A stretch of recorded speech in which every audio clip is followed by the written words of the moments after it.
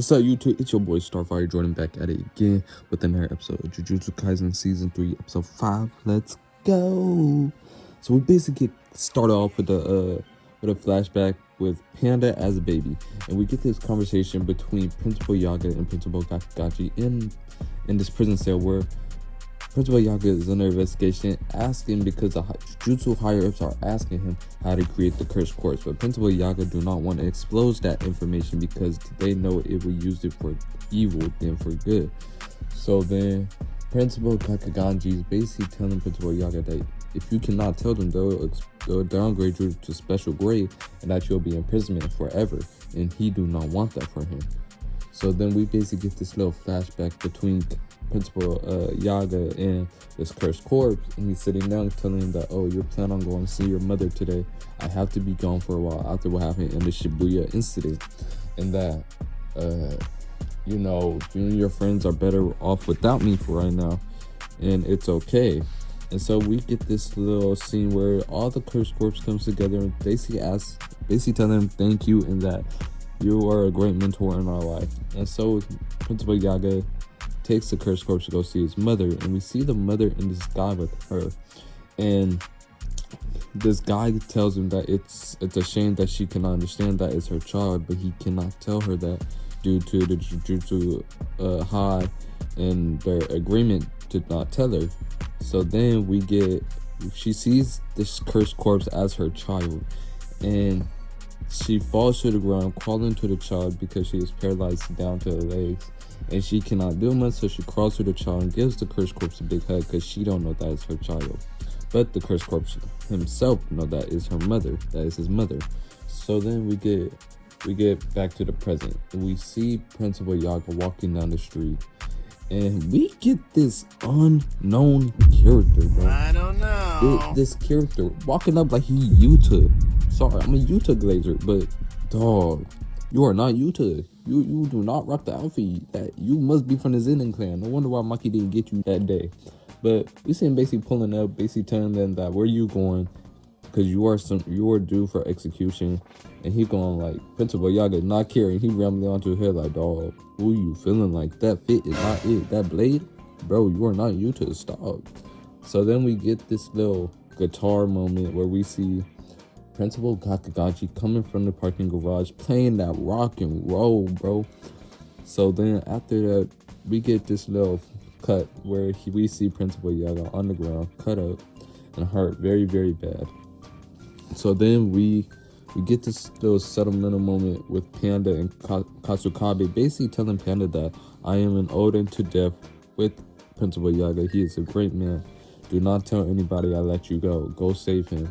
So then Panda runs, and we see him running towards Principal Yaga, and we see Principal Yaga has a words exchange with Principal Kakaganji before he passes away, that how to create these cursed corpses.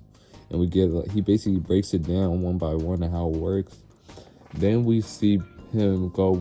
He tells him, the reason why I'm telling you this is because it's my curse, and I'm giving my curse to you now. Hope you can understand in the future. So then we get cut off to seeing Panda run through the forest and see Kakaganji over Principal Yaga's body. And Panda runs to Principal Yaga and holds him up, basically explaining that Principal Kakaganji and Yaga were close friends and that he shows no fear or signs of threat from him. But just know, pandas are emotional. Pandas can cry too, with the most iconic scene in the manga. So then we get cut back to the present where Tengen is asking Yuji and Megumi to go get the third year Hikari. And we see them walking. And bro, let me tell y'all are not Naruto and Sasuke. Y'all don't have those attributes or badges. What makes y'all think this fit was tough? Like, oh yeah, like Jujutsu Kaisen is really the copy and paste of Naruto. But then they pull up to this parking garage. It took them 3 days, so it's almost 3 more days into the calling games fight. And we see them pull up to this parking garage, and bro, you are not tough, bro. Who are you feeling like? These two, dog. You are not showing no fear in my heart. Asking what we doing here, like dog. The only reason why we pulling up is to get your boss, bro. If it wasn't for your boss, bro, we but not care who you is. But he basically Megami is telling him that, oh, we here for the fight club and that we are here to come talk to Hikari. And then he going like, he jabbing it on, woo woo woo. And basically Hikari calls the guy in the bag, basically telling him that, oh yeah, they welcome us at the fight club. But the only person who really be fighting is Itadori. And Itadori was kind of confused. And Megami is going like, that's perfect because my plan is to get some Overwatch and get some information about Hikari and where his stays are. So then we get cut to the scene where we see Hikari himself. And dog, Hikari looks nice, bro. Toei, y'all cooking with this though animation of freaking Hikari. My fault. It's Mappa. But then we get cut to the birdie. We see this girl right next to him, Hikari, that's named up on Hikari.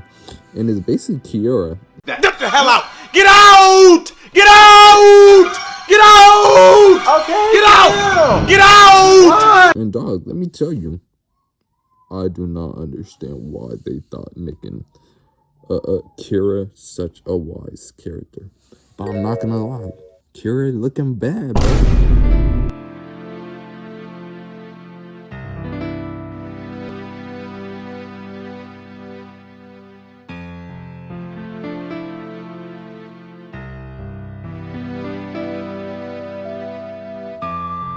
Shoot, I would've hit myself. I would've, figure out how to get her gram, how to get her Instagram, get her number, but we couldn't. Oh, she actually valid. But then we get cut to the fight where we see this cinematic fight between Panda and Yuji. And not gonna lie, I'm gonna let y'all watch it for yourselves, bro, because it was straight P. So then we get cut to where we see this guy calling we see Hikari calling this random. And basically I'm like, oh yeah, bring Megami up to the office afterward. Yuji up to the office afterwards. I need to have a chat with him. And we basically see this little orb moment from Megami where Megami coming from the shadows going like, yeah, I know he was on. And not gonna lie, he looking mighty tough. We resume off where we see Panda and Megami having a conversation with Megami and basically telling that it's kind of hard to get to Hikari because of the guards and surrounding areas on each floor. Then Panda basically explained the fact that he can't get to Hikari because of this barrier that's around him. Basically telling Megami that this barrier feels similar to Satoru's Gojo technique. It gotta be the dirtier Kiera in her technique. And as long as Kiera is not around, this technique is more eligible to be able to have people go in and out. So then Hikari sends Kiera to go get Itadori to basically have a talk with him. And Kiera has this little chat with Itadori, basically telling him that you are young to be a Jujutsu sorcerer, and that it's kind of surprising that you are here.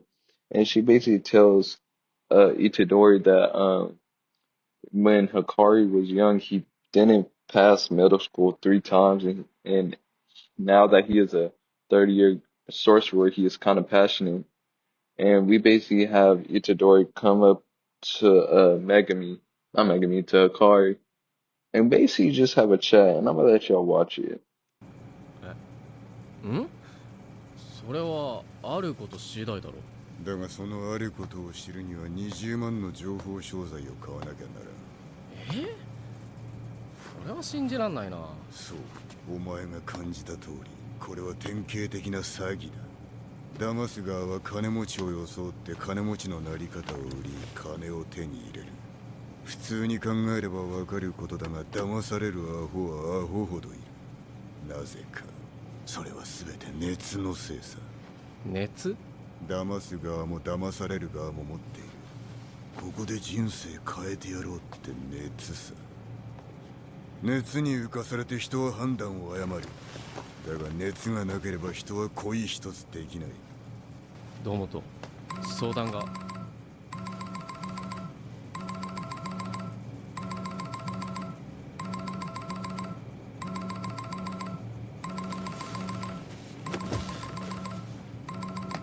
虎杖、何か飲むか？ああ、じゃあ適当に酒以外で。なんだ、弱いのか？強い弱い以前に未成年。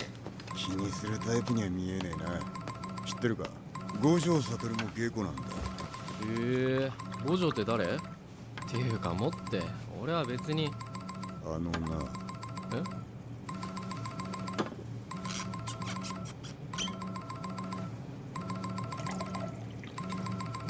五条悟を知らない術師がいるかよ。なんで知らないふりした？お前。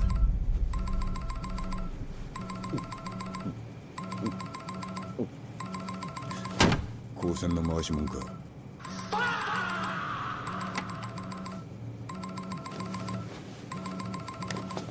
Here we go. Where are you going? キララからのクルバンでの着信は異常事態の合図なんだよ。 And when y'all watch it, bro, I ain't gonna lie. No sorcerer in this world, and when making me basically tell Panda that Itadori sucks that line, I thought he was joking until now. And all the things you could have said, Itadori. Hikari basically asks you why you cannot hold drinking, and and he basically tell you that Gojo cannot handle drinking. So what made you think, oh, let me lie and say Husatra with Gojo? It's like that was the smartest option you had. Bro, that was not smart, bro. You basically just gave up all information you just have for yourself, man.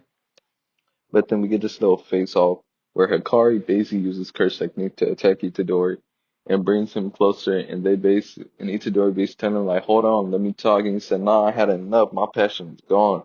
So then we get a little face off. And yeah, that was basically Jujutsu Kaisen Season 3, Episode 5, bro. I hope y'all love the recap video and everything. I hope that y'all enjoy it. Leave a like, subscribe, and leave a comment down in the comment section. And have a good day, y'all. We better work on Episode 6 real soon. Yeah.